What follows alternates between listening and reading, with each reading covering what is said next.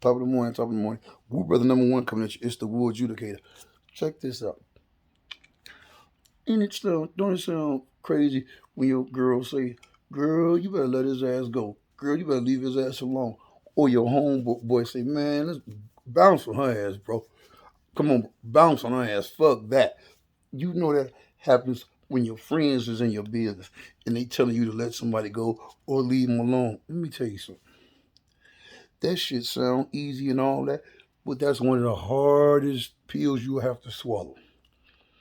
Saying you done with that, fuck that, excuse my language, but that's the language people be using. Most people be using because they mad in their feelings. Man, I'm gonna say this.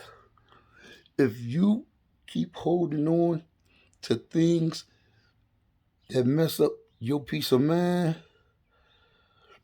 man, that misery is gonna build up in your ass and in your heart so bad that should be you'll feel it, the misery running through your veins. I mean, running through your veins. What happens next?